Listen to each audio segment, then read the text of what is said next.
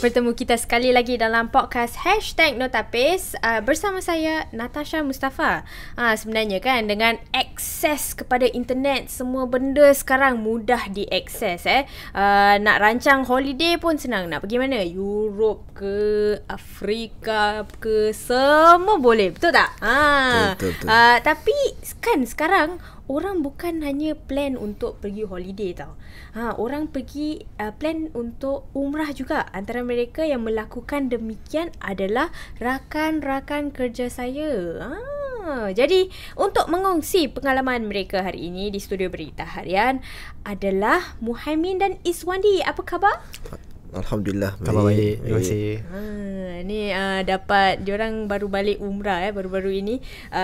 Kalau anda mengikuti kami di platform media sosial di Berita Harian, sudah tentu pernah ada nampak perkembangan ataupun perjalanan Muhaimin dengan Iswandi ketika mereka menunaikan ibadah umrah. Jadi kalau belum tengok tu, sila lungsuri platform-platform media sosial di Instagram, Facebook, Telegram dan juga TikTok. Okey. Jadi kita nak mulakan kita mulakan dengan Muhaimin. Boleh tak? Boleh, insyaAllah. Boleh. Khalas. Kita belum habis. Tiba-tiba awak dah halas. Oh, sorry. Wah, belum lagi khalas. Belum halas. Okey, jadi Muhaimin boleh kongsilah. Sebenarnya kenapa projek ini dimulakan? Secara tiba-tiba ke kena pergi umrah? Saya mendapat maklumat daripada kita punya supervisor pada bulan Julai, penghujung bulan Julai, mengenai idea inilah. Konteksnya adalah kerana adanya peningkatan tahun ke tahun jemaah yang lakukan umrah secara sendiri. Daripada perkongsian GSA yang kami telah hubungi, mereka juga dapat lihat daripada pemerhatian mereka juga dapati ada juga peningkatan tahun ke tahun. Ada di antara GSA yang mengatakan 10% lah daripada peningkatan tahun ke tahun. Jadi kita nak tahu jugalah, pertama, adakah ia mudah untuk lakukan umrah DIY, dan kedua, adakah ia lebih murah berbanding pakej-pakej yang ada di luar sana lah. Jadi itu adalah antara sebab kami dihantar untuk selidik dan juga untuk lakukan umrah DIY. Okay, jadi kalau bila Iswandi dipilih untuk pergi untuk umrah ni dan bertugas ni, perasaan tu macam mana? Perasaan mula-mula excited, teruja. Pada mulanya saya rasa teruja sebab saya tak pernah lakukan umrah. Tetapi lepas tu saya rasa gemetar pula sebab first time kan, saya tak tahu apa nak expect, cara nak buat tawaf, cara buat sa'i, doa apa nak kena baca. Jadi itu semua secara kita berdua kena buat research lah, apa yang perlu dilakukan. Menarik selalunya kalau kita buat assignment ni macam kita pergi assignment, lepas tu balik tulis artikel, betul tak? Tulis artikel, lepas tu publish. Tapi kena tulis juga artikel. Itulah kan. Memang kena tulis artikel jugalah. Tetap kena ibadah plus kerja tapi so double ibadah lah tu. Masya Allah. Double ibadah. Kerja sambil ibadah, so double ibadah. Jadi mungkin anda berdua boleh kongsi lah sebenarnya proses perancangan dia macam mana? Pasal tadi Iswandi ada kongsi harus pergi untuk kursus and all kan, because tak pernah belajar ataupun tak pernah tahu kan apa sangat prosesnya kan. Mungkin anda berdua boleh kongsi apa yang anda lakukan lah untuk memulakan perjalanan DIY umrah ni. Bagi kami, apa benda pertama yang kami lakukan adalah visa. Saya rasa itu adalah perkara yang paling penting untuk melakukan umrah DIY, kerana tanpa visa tak boleh masuk lah Saudi Arabia.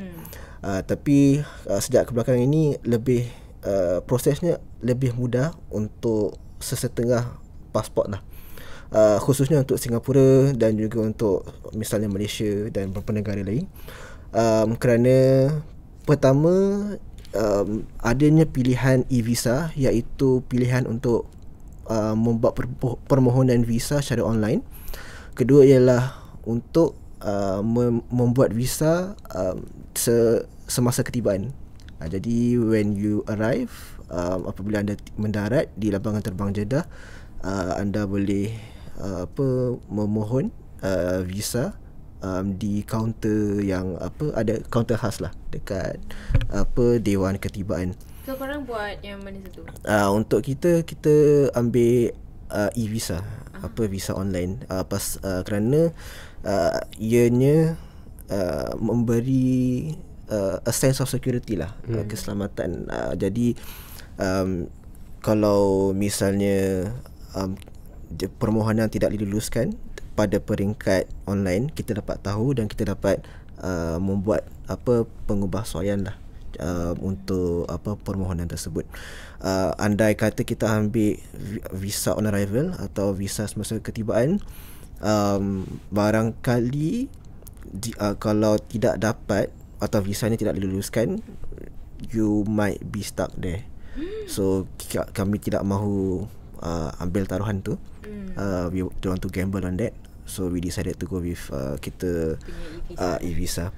Malah dia punya tempoh kelulusan, saya rasa dia dah bergantung sebenarnya. Paling cepat 24 jam, tapi ada kalanya boleh ambil lebih jugalah.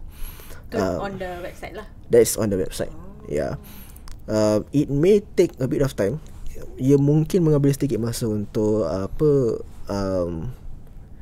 get to familiarize atau membiasakan dengan antara muka laman tersebut. Tapi kenapa dia dalam bahasa Arab ke? Bukan bahasa Arab, dia dalam bahasa English, bahasa Inggeris. Saya rasa ada juga bahasa-bahasa yang anda boleh pilih. Cuma dia punya antara mukanya mungkin agak mengelirukan apabila pertama kali melihat dia punya susunan lah. Tapi selepas dah biasakan diri, agak mudah lah untuk it's quite straightforward actually to apply. Okay, so itu bahagian visa. Mungkin Izwandi boleh kongsi tentang kursus yang anda berdua menjalani. Okay, jadi kita menghadiri satu kursus yang dijalankan oleh salah satu daripada GSA tempatan. Jadi macam mana you all got to know about that? Okay. Kebetulan ibu saya pun akan melakukan umrah pada hujung tahun. Dan dia DIY juga ke? Tak. Dia akan mengikut GSA tersebut lah. Okay. Jadi mereka bermurah hati untuk ajak kita menghadiri kursus itu. Dan di kursus itu kita mempelajari tentang cara-cara melakukan ibadah umrah, seperti komponen tawaf, sa'i, dan apa yang kita harus elak daripada buat, like things that we shouldn't do dalam berihram tu semua. Ya, betul. Jadi pakai ihram, cara pakai betul, the things that we're not allowed to do bila dalam keadaan ihram. Jadi bagi saya yang tak pernah, saya pernah melakukan kajian lah online, research. Tapi bila mempelajari kursus, menghadiri kursus itu, baru tahu ada lebih daripada yang apa saya tengok online. Ya. Berlain lah. Dia lagi lengkap lah. Pada pendapat saya, kalau bagi mereka yang belum pernah melakukan ibadah umrah dan ingin membuat umrah DIY, pergi hadirkan diri dalam sesebuah kursus. Jadi you all boleh dapat dia punya pencerahan, dia punya ilmu straight from the source lah. Dapat refresher lah basically kan, untuk mereka yang dah pernah pergi. And for those yang dah pernah pergi, it's a refresher for them as well. Saya rasa banyak juga JSA atau ustaz-ustaz di luar sana yang kendalikan kursus kepada masyarakat awam. Jadi it's everywhere, I think. So sebenarnya ada banyaklah sumber yang sedia ada untuk mereka yang ingin, mungkin even kalau diorang tak pergi umrah, kalau nak belajar pun boleh kan? Boleh. Okay. Jadi ni pre-planning, pra-rancangan untuk pergi ke umrah kan.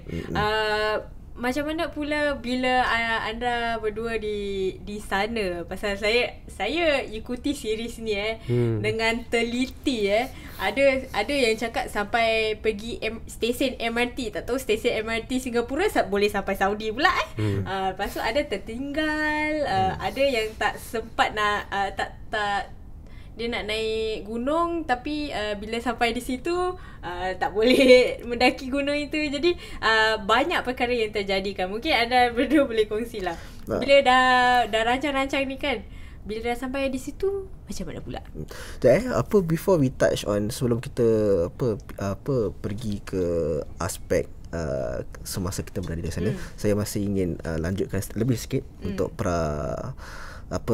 untuk rancangan bab rancangan tu. Kami mengambil penerbangan Saudi Airlines, dan kami membuat tempahan itu agak lewat lah. Jadi berapa lewat tu? Mungkin 2 minggu saya 2 rasa. minggu sebelum 2 minggu sebelum tarikh keberangkatan. Jadi bagi mereka yang ingin maximize atau optimumkan penjimatan, saya sarankan untuk buat tempahan lebih awal lah. Mungkin 3 bulan 4 bulan lebih awal. Ada, kalau nak naik penerbangan langsung direct, ada 2 daripada Singapore, Saudi Airlines dengan Scoot. Lain-lain pula nak ada stopover lah. Misalnya kalau ambil Qatar Airlines kena tunggu dekat Doha. Kalau Turkish Airlines dekat Istanbul. Mungkin ia adalah salah jimat sedikit, kerana ia memerlukan anda untuk bertukar penerbangan, bertukar pesawat. Tapi again, it depends on cita rasa dan flexibility yang anda inginkan lah. Jadi itu adalah salah satu manfaat lah umrah DIY. Kalau tak nak ambil penerbangan direct pasal mahal sangat, boleh tukar penerbangan yang ada stopover. That's also one of the consideration lah, salah satu pertimbangan yang kami ambil lah. Jadi you guys ambil Saudi Airlines terus lah? Yes, kami ambil penerbangan langsung ke Jeddah, memakan masa lebih kurang 8 jam setengah. 8 jam setengah. But saya rasa the advantage of Saudi Airlines is that apabila anda melalui kawasan mikat, sekiranya anda terbang dari Singapura dan niatnya adalah untuk lakukan umrah direct, iaitu pergi ke Mekah, pihak Saudi Airlines akan memaklumkan sekiranya anda telah melewati atau akan melewati kawasan mikat. Jadi untuk mereka yang tak tahu apa tu mikat adalah kawasan khas untuk jatuhkan niat umrah atau haji, dan di situlah detik permulaan berihram. Jadi untuk Saudi Airlines, mereka akan announce lah, akan umumkan kita akan melewati kawasan itu. Jadi itu adalah, saya rasa, salah satu manfaat untuk sekiranya anda terbang direct dari melalui Saudi Airlines lah. Saya kurang pasti jika sekiranya penerbangan lain ataupun airlines lain ada lakukan tu, tapi setahu saya Saudi Airlines buat macam tu lah. Berkenaan dengan kita sampai kat sana, bila sampai tu apa jadi? Okay, saya kasih, I hand over the floor to Izwani dulu. Okay, bila kita tiba di Jeddah, lapangan terbang Jeddah, kita bermalam untuk satu malam di hotel Jeddah, Hotel Warwick Jeddah. Jadi itu, kenapa kita ambil itu hotel? Hotel tu actually dekat dengan stesen kereta api yang kita akan stesen MRT Oh bukan, tu untuk lain ya. Jadi one of the reason is sebab berdekatan dengan stesen kereta api berkelajuan tinggi. High speed train lah. Correct, atau HSR, correct. Jadi jadi kita tak payah membuat perjalanan jauh sangat untuk melakukan perjalanan ke kota Madinah hari seterusnya. Tetapi pada malam itu berlaku satu blackout lah. Blackout tapi tak, nothing major lah. Saya ketawa. Nothing major lah. Cuma terkejut tak bila tiba-tiba blackout tu? Saya dah penat. Saya kalau blackout baguslah, tidur je. Dia dah KO dah. Cuma Teruk tu. Kalau dah macam gitu tidur je. Okay, so time tu Muhammad tengah tidur. Iswandi pula dalam bilik air baru nak mandi. aduh. Jadi ada lampu padam. Terus saya buka pintu, nampak pintu luar hallway ada lampu. Tapi 5 saat kemudian total blackout. Jadi dengar suara-suara orang kat luar cakap what's happening, you know. Jadi saya pun turun lah, pergi ke lobby, tanya receptionist like apa yang sedang berjadi ni. Dia kata ada electrical circuit or something like that. So satu bangunan lah ke? Pada mulanya saya rasa according to mereka floor saya saja yang terjejas, tapi ultimately seluruh hotel yang terjejas. Alamak. Ya. Tapi blackout tu berlangsung untuk 1 atau 2 jam sajalah, tak lama. Ya. Itu pun pada waktu malam, jadi tak menjejaskan apa-apa lah. So sangat. mandi ke tak mandi tak lepas tu? Tak mandi. Dia tak mandi lah guys. Okay, Tidur lagi penting. Okay. Harus rehat saya harap Saya time tidur. tu, Saya tidur. Bangun. Tapi semua dah okey lah. okey. Kira Baru. drama tu Muhammad tak nampak Saya rasa saya nampak tapi saya tak perasan pasal saya dah gelap. Memang lampu dah semua dah mati. Pasal memang nak tidur. Jadi tidur je lah.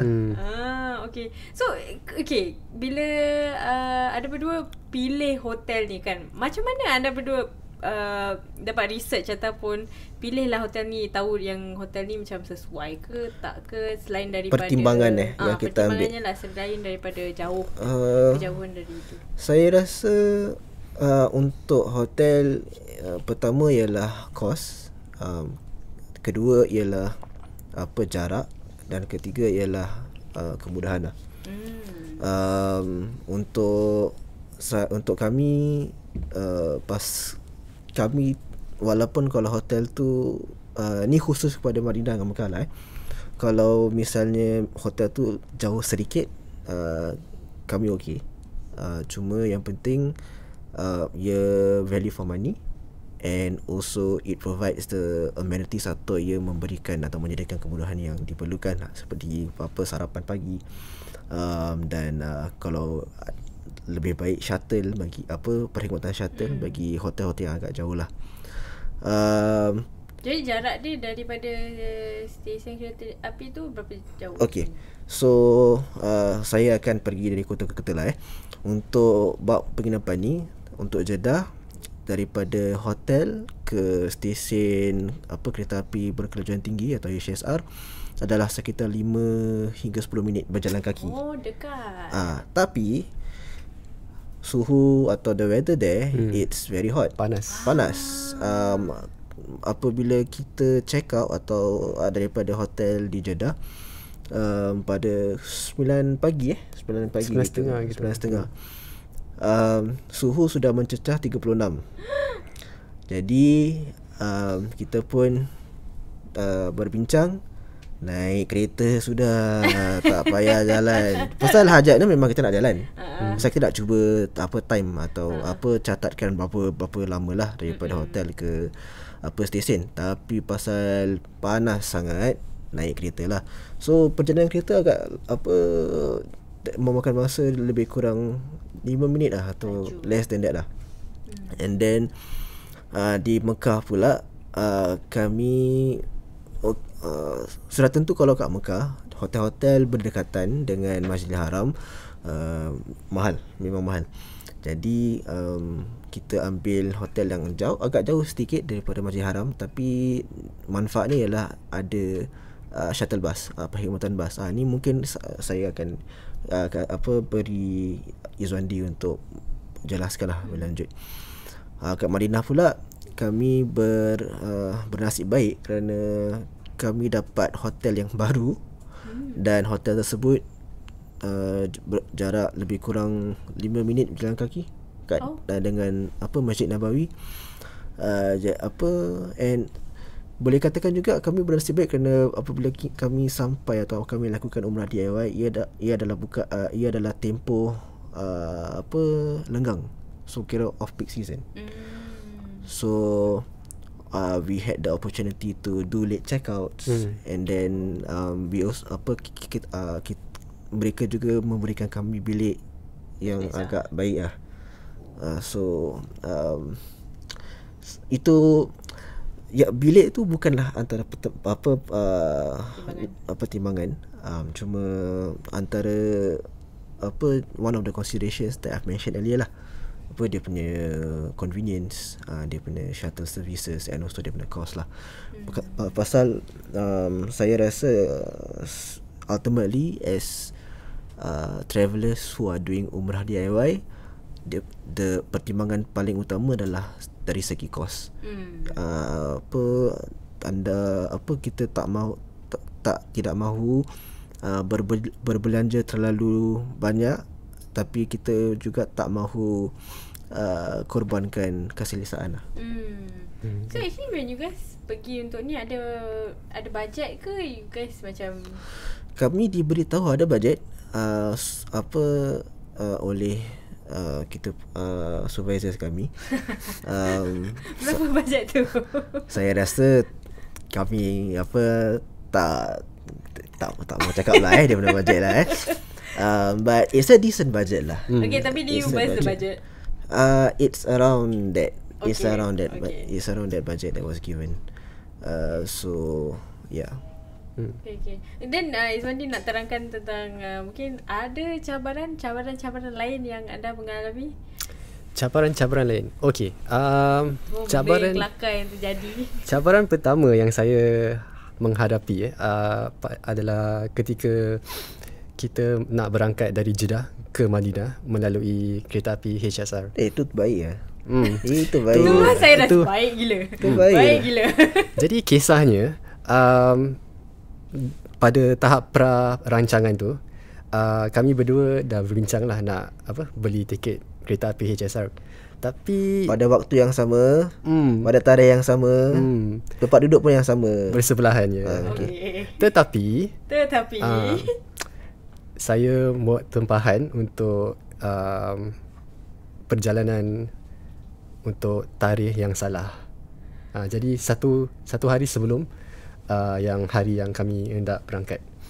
Jadi hari tu kita belum sampai Jeddah lagi, tapi tiket tu jadi macam mana? Kita book sama-sama. Kita kita dah plan the tarikh and what not, tapi dia punya tempahan tu kita buat masing-masing berdasarkan. Yeah. Jadi ini is part of the umrah DIY punya pertimbangan lah, sebab you are accountable for your own planning kan. Jadi kalau tak double check tu akan terjadilah peristiwa macam ini. Jadi tapi double check I think Izwandi I think got the better end of the stick lah. Pasal dia naik business class. Oh, wow. Saya naik yang biasa je. Tapi korang nak tahu tak, bila kita orang dengar pasal hari-hari Izwandi dengan Muhaimin, diorang ditugas untuk berikan ataupun hantar kembalilah video-video yang mereka ada, dan pasukan kami di sini akan membantu mereka sunting video-video itu dan muat naik di media sosial kan. So bila kita dapat tahu tentang kejadian ini, satu office lah ketawa. Satu social team ketawa. Ini konten baik memang konten baik. Kita macam apa benda lah boleh terlepas. Macam mana boleh terlepas? You should have seen siapa Ervina, kita punya supervisor. Dia punya macam Izwandi terlepas dia punya train lah. Tapi saya rasa it's a good opportunity. So ialah satu peluang baik kerana saya dapat alami dia punya ekonomi punya seats. So business class ni macam mana? Business class Izwandi pula. So terangkan sikit. Jadi saya dapat alami kedua-dua ekonomi dengan business class. Jadi untuk business class pada pendapat saya, dia keselesaannya lagi selesa lah nak kata. Okey lah, harga tiket 120 sebab of course lah selesa. Ada certain segment dalam kereta api tu, gerabak kereta api tu ada seat yang just a solo seat. Jadi you can kalau tak ada orang, you can just opt for that. And dia punya kereta api punya kaki tangan akan like tolonglah sekejap angkatkan bagasi. Terus kalau ada truck Kesian Muhammad ada kena kad, angkat sendiri. Saya biasalah angkat sendiri, dia makan akan sendiri tawarkan kan. makanan, minuman. Biasa.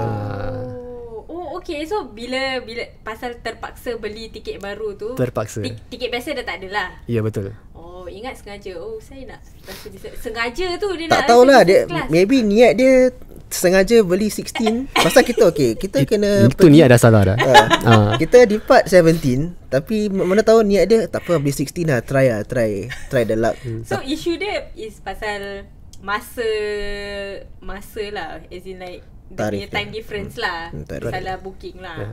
Tarik. Aduh, jadi bagi mereka nak buat booking, kalau nak buat sama-sama, mungkin saranannya boleh buat booking dia bersebelahan ataupun bersama-sama Jadi tak lain. Dan double check.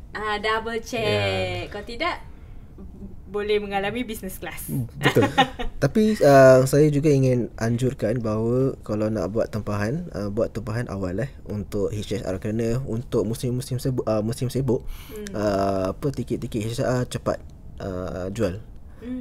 Habis dijual cepat. Dia punya off peak dengan peak period bila? Okay, so bergantung kepada, actually it depends on dia punya the regions. Selalunya daripada apa yang saya dapat tahu daripada perbualan saya dengan GSA, untuk Asia lah secara amnya, dia punya musim sibuk adalah November, Disember dan sekitar awal Januari. Pasal itulah dia punya tempoh budak-budak cuti kan. So usually the Asians will go to atau akan melakukan umrah pada bulan November, Disember atau awal Januari semasa cuti sekolah lah. Tapi untuk Eropah punya side atau untuk Amerika punya side, ia adalah pada bulan Mei, Jun, Julai. That's their summer summer break atau cuti musim panas. Yes. So off peak usually is okay, and one of the thing is that tempoh haji lah. Tempoh haji ialah masa Zulkaedah, Zulhijjah dan juga bulan Ramadan. Itu juga adalah ramai peak season. Jadi kalau nak rancang buat umrah DIY untuk soak in the atmosphere, time musim sibuk, silakan. Tapi untuk saya untuk Izwandi, saya rasa kami lebih suka off peak pasal kami tak perlu bersesak. Dan kalau nak beli tiket last minute, ada tiket last minute. Business class pun ada. Business class pun ada. Ekonomi tu macam kalau awal sikit mungkin ada juga tapi ada. tu dah terdesak kan? Ya, terdesak. Terdesak. Okey. Jadi itu antara cabaran yang terbesar bagi Izwandi. Ada lagi ke? Actually ada lagi, tapi saya akan kongsi selepas ini. Okey. Untuk Muhammad ada tak? Saya rasa alhamdulillah, nak katakan cabaran ialah kena banyak bersabar je lah. Pasal saya orangnya tak suka orang ramai, tak suka in a very big crowd. So nak jalankan ibadah dekat Masjidil Haram, terpaksalah reda kan, pasal ni ada satu manasik yang atau komponen yang mesti dilakukan. So nak tak nak kenalah bersesak-sesak. Tapi alhamdulillah, in terms of dari segi cabaran-cabaran lain, saya rasa taklah begitu ketara seperti Izwandi. Pasal Izwandi, nanti mungkin Izwandi akan terangkan jugalah, beliau jatuh sakit kat sana untuk beberapa hari. So yeah. Period yang you guys pergi is tarikh berapa lagi? 16 Ogos hingga 23. Yes, 23 Ogos. But technically it's sampai 22 lah. Because 23rd is kita punya penerbangan pulang. 7 hari dah kan? 7 hari. Yes, 7 hari. Okay. So selalunya bila kalau pergi dengan ejen tu selalunya ada macam mutawif and all kan, yang bimbing anda berdua ataupun kumpulan tu lah. Tapi sekarang because it's DIY umrah kan, ada tak macam cabaran ataupun isu lah bila tak ada mutawif tu? Rasanya macam lebih susah ke? Rasa macam tak sure nak buat apa ke? Okay, saya rasa bagi kita lah, sebab kita dah menjalani kursus tu, kita dapat tahu the basics of what to expect. Tapi kalau nak tanya soalan atau nak clarify certain doubts yang kita ada pada masa itu juga, saya rasa itulah yang mungkin cabaran yang kita akan dapat, sebab kita tak tahu nak hubung ada siapa kan, tak ada orang ya. Contohnya ada isu tak macam when you rasa macam alamak, apa nak buat ke? Okay, saya tidak tahu bagi Muhammad, tapi bagi saya pada waktu yang saya nak pergi ke Raudah, saya tidak tahu jalannya. Jadi saya harus tanya kaki tangan masjid atau tentera-tentera yang berada di kawasan itu, dan mereka pun tak boleh berbahasa Inggeris dengan lancar. Jadi saya harus tunjuk gambar atau peta, dan orang kata over there, walk straight. Jadi saya harus think of new ways to macam berkomunikasi dengan orang. Tak tahu apa ni lah, tapi tapi bagi saya itulah ada salah satu detik yang saya rasa kalau ada mutawif is more helpful lah. Tapi selain itu semuanya alhamdulillah lancar lah. Saya mengikuti JSA, package JSA lebih 10 tahun dulu lah. Saya rasa umur saya dah jadi 5.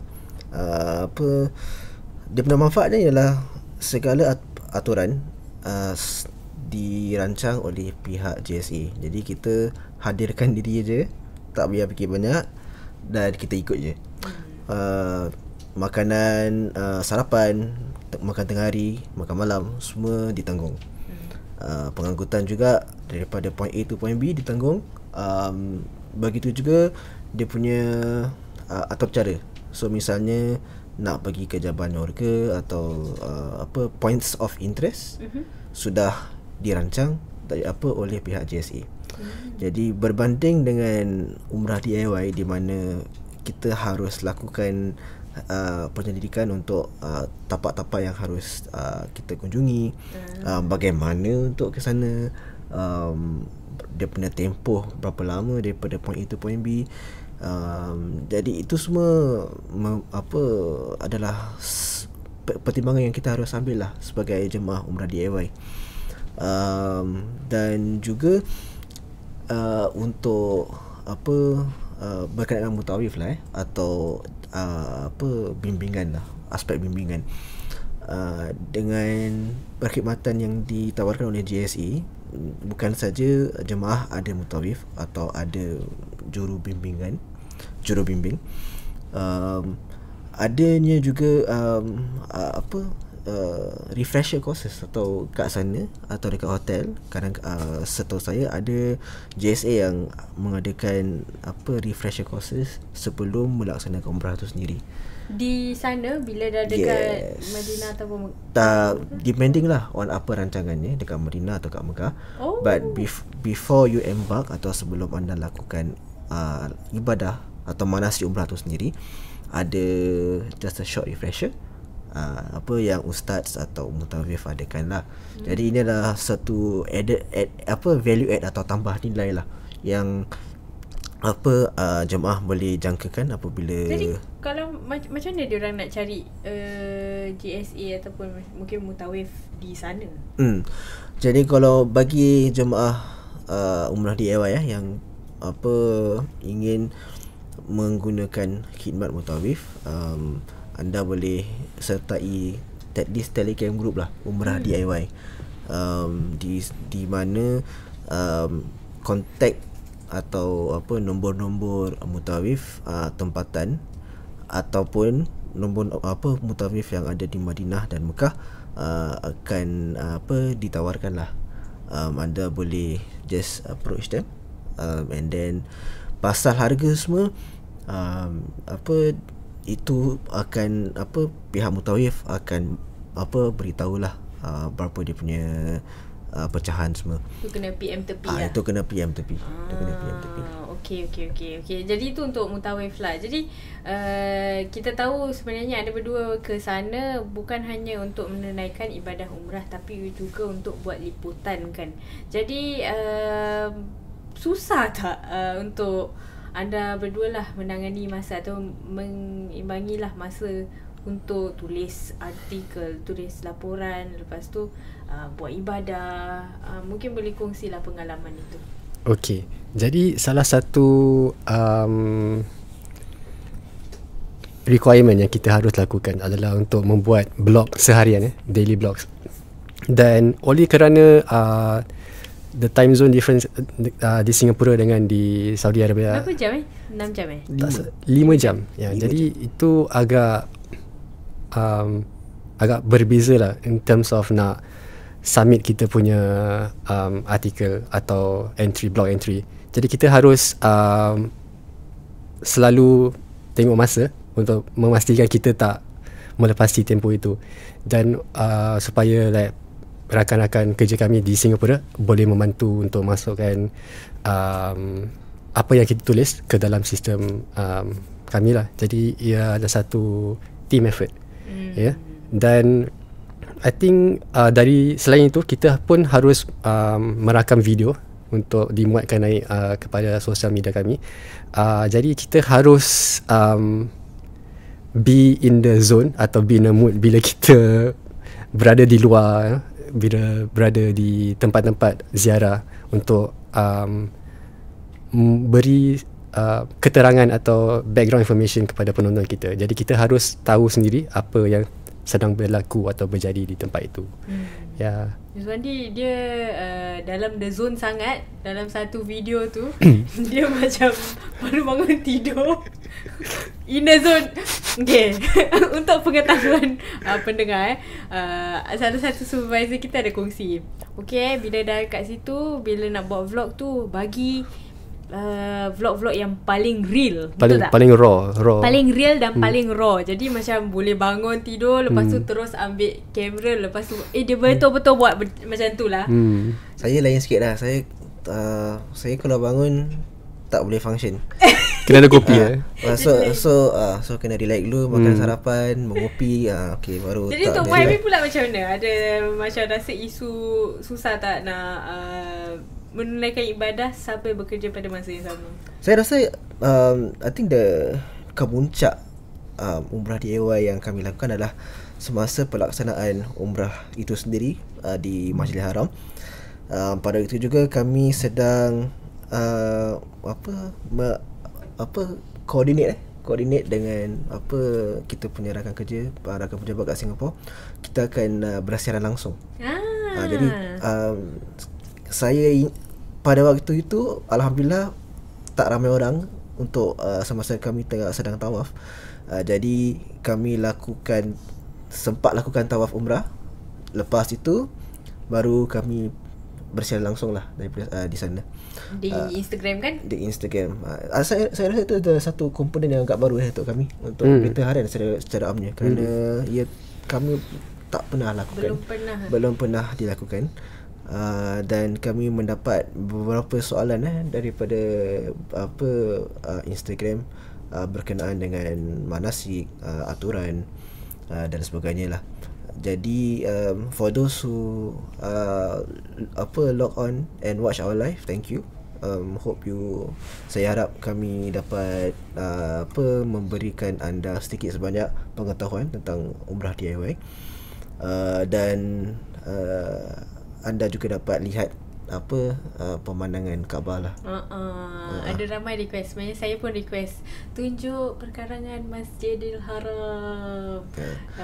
Okay, so sebenarnya kan, okay, ramai orang bila diorang fikirkan macam DIY umrah ni lah, okay, diorang selalu pertimbangkan utama, macam Muhaimin cakap kan, adalah cost kan. Jadi mungkin anda berdua boleh give like a short breakdown of dia punya harga ataupun perbelanjaan lah untuk DIY umrah ni, rasa-rasanya macam worth it ke untuk buat DIY umrah, ataupun lebih baik untuk mengikuti just agensi JSA lah? I will cover the first aspect of dia punya a bit of pecahan, and then mungkin Izwandi boleh terangkan adakah dia punya perbandingan lah dengan GSA. Bagi untuk manfaat pendengar, kalau anda ingin lihat pecahan secara menyeluruh, anda boleh dapatkan naskah akhbar Berita Harian bertarikh 3 September. 3 September 3 September. Okay. Kami ada sediakan grafik pecahan harga penerbangan. Saya akan pecahkan dari segi pengangkutan, penginapan dan juga pentadbiran lah. Pentadbiran termasuk visa dan sebagainya. Untuk penerbangan ulang-alik, kami membelanjakan lebih kurang 1,600 Singapore dollars. Itu pun kerana kami lakukan tempahan pada saat-saat akhir, akhir lah, 2 minggu sebelum keberangkatan, tarikh keberangkatan.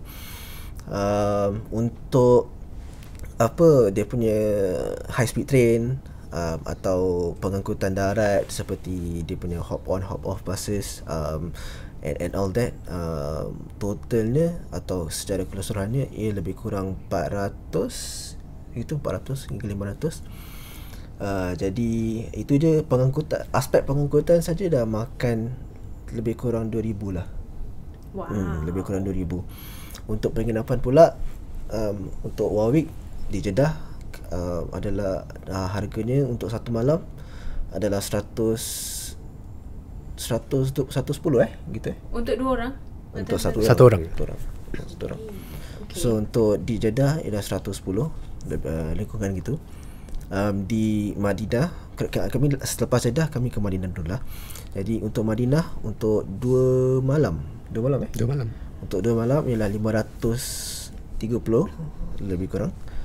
Dan untuk Mekah 3 malam adalah 450 lebih kurang. Jadi if you were to total penginapan, harganya lebih kurang 1,100 lebih kurang gitulah.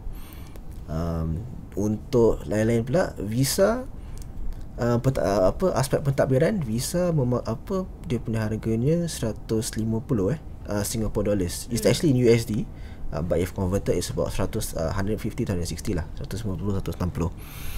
Dan total 3,000 lebih. Dalam lebih kurang 3,536. Wow. Okey, tapi ini adalah kerana booking-booking ataupun tempahan dilakukan pada masa yang agak lewat lah. Jadi kalau lebih awal lagi mungkin tiket penerbangan tu lagi murah lah. Maybe you are looking at a saving of at least $300 to $400. So per person untuk seorang jika tempahan semua dibuat awal, atau mungkin anda gunakan tawaran ke apa atau diskaun ke apa, mungkin 3,000 atau kurang. 3,000 atau kurang. Kirakan masih murah lah berbanding kepada mungkin pakej-pakej yang sedia ada. Betul. Saya rasa Izwandi ada buat kajian sikit. Okay. Jadi kita just want to bukan verify just to reaffirm yang kita membuat liputan ni selama 7 hari kan? 7 hari 6 malam. Jadi sekitar 1 minggu lah. Jadi package yang tersedia oleh GSA di luar sana usually last for about 2 minggu atau 10 days lah, minimum 10 days, antara 10 hari dan 14 hari. Jadi that's the first difference, tempoh masa. Dan perbezaan kedua adalah saya dapat melalui kajian saya, harga package GSA tu lebih mahal. Dia range dia antara 4,000 hingga 5,000 gitu. Jadi dari segi pertimbangan mungkin boleh how do I say this? Mungkin saya boleh bantu Izzuandi sikit. Untuk paket JSA, secara umumnya,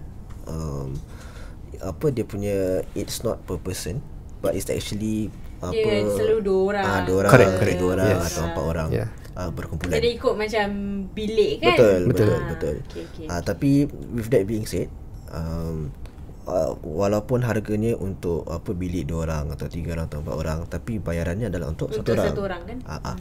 Jadi daripada pengamatan Izzuandi, untuk package biasanya adalah 10 hari hingga 2 minggu, dan harganya adalah 4,000 ke atas. Ada juga yang 3,000, dalam lingkungan 3,000, tetapi perbezaannya adalah dari segi tempat penginapan atau daripada segi pengangkutannya lah. Mungkin ini ada antara perbezaan kos antara package dan juga umrah DIY lah. Again, ni ia telah terpulang kepada selera masing-masing. Sekiranya ni saya lebih ni baik, saya mungkin lebih mahal. saya buat rumuskan sikit boleh saya boleh. rumus sikit.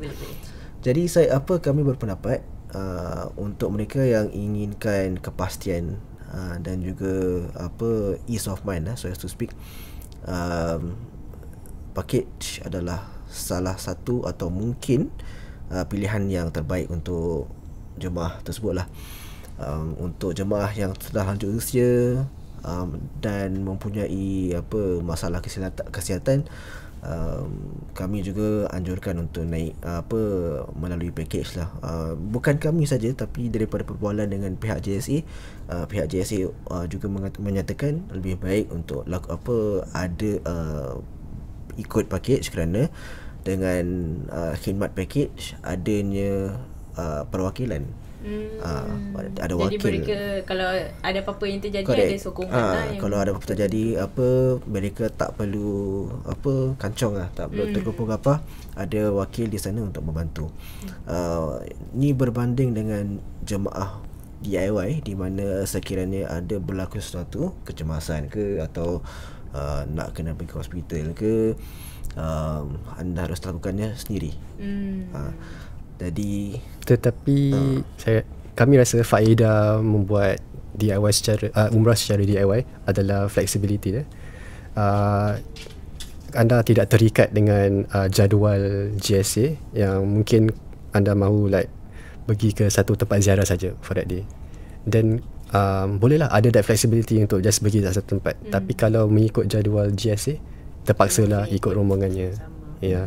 Okay. Jadi mungkin soalan cepu mas saya yang terakhir, kalau diberikan peluang untuk melakukan DIY umrah sekali lagi, yes or no?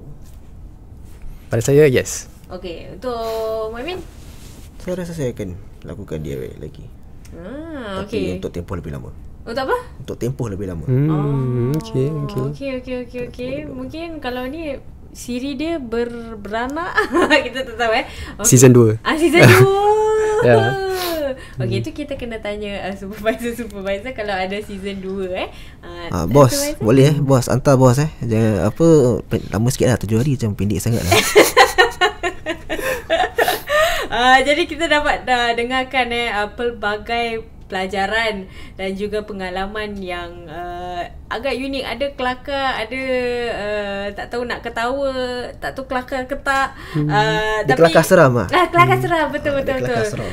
Dan sebenarnya jarang-jarang kita dapat menunaikan ibadah dan juga bertugas pada masa yang sama. Jadi saya berharap Muhaimin dengan Izzuandi dapat pengalaman yang menarik dan juga yang baik lah.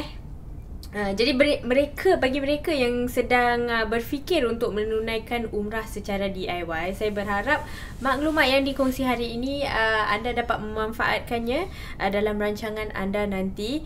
Penyelidikan itu paling penting untuk melakukan umrah DIY sebelum anda membuat keputusan untuk melakukannya. Jika anda terlepas laporan kami tentang DIY umrah ni, anda boleh lungsuri www.beritaharian.com.sg. Tapi kalau nak tengok video-video lucu ataupun kisah-kisah yang kita kongsikan tadi, bolehlah tengok laman media sosial Berita Harian di Facebook, Instagram, TikTok dan juga Telegram. Terima kasih banyak-banyak kepada Muhaimin dan Izwandi kerana bersama saya di studio hari ini, dan jumpa lagi dalam podcast. Terima kasih. Khalas. Sekarang pada halas. Baru tanya betul.